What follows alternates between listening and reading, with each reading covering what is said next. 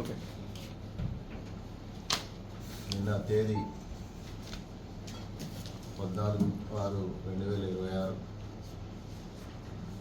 మధ్యాహ్నం అందాజ 3 గంటల ప్రాంతంలో SHO గోపాల్పురంకు ఈ దేవకి లాడ్జ్లో ఈ గాంజా నిషేధిత గాంజా ఉందని ఇన్ఫర్మేషన్ రాగానే ఆయన ఇమీడియట్గా DI శ్రీనివాస్, SI శివరాజు, శ్రీనివాస్ తోటి తమ టీం ఫామ్ చేసేసి ఆ లాడ్జ్తో పాటు మిగతా లాడ్జ్లన్నీ చెక్ చేయగా దేవకి లాడ్జ్లో 2 persons విత్ కాంట్రాబ్రాండ్ గాంజా మనకు దొరికింది. అందులో వెరిఫై చేసేస్తే రిషి కుమార్ అనే అతను బీహార్ చెందినవాడు. అతనితో పాటు ఒక జువనైల్ ఉన్నాడు, అతని పేరు మేము డిస్క్లోజ్ చేయలేదు. అయితే వాళ్ళ బ్యాగ్స్, సూట్ కేస్ చెక్ చేస్తే టోటల్ ఒక 17 kgs వరకు ఈ నిషేధిత గాంజా దొరికింది. ఇమీడియట్గా మేము టీం అక్కడికి వెళ్ళి అకార్డింగ్ ఇన్వెస్టిగేషన్ ప్రకారం చేయటం జరిగింది. అయితే ఈ రిషి కుమార్ ఎవరైతే ఉన్నాడో మనకు కనిపించాయని బీహార్లో విజయ్ అని ఉంటాడు.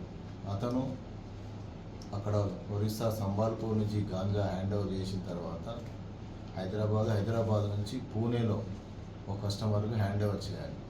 ఈ నాగవల్లి ఎక్స్ప్రెస్లో మొన్న ఎక్కి నిన్న మధ్యాహ్నం 11 o'clock మన హైదరాబాద్ వచ్చి దేవకి లాడ్జ్లో షెల్టర్ తీసుకోవడం జరిగింది. మళ్ళీ ఈవినింగ్ అవర్స్లో పూణేకి వెళ్ళి అక్కడ కస్టమర్కి హ్యాండ్ ఓవర్ చేయాలి. అట్లా హ్యాండ్ ఓవర్ చేసినందుకు ఇతని ఛార్జ్ టోటల్ కస్టమర్ రీచ్ అయితే 10,000 rupees ఒక కన్సైన్ అన్నట్టు. మీన్వైల్ మనం పట్టినాం కాబట్టి అది ఇంటర్సెప్ట్ అయిపోయింది. ఆ విజయ్ గురించి మన ఏదైతే ఉన్నాడో వెస్ట్ బెంగాల్లో అతని గురించి ఇన్ఫర్మేషన్ తీసుకొని అతను కూడా అప్రిహెన్షన్ చేస్తాం. ఇదంతా సీజ్ చేసిన తర్వాత కోర్టులో ప్రొడ్యూస్ చేసి అక్కడ చేస్తాం.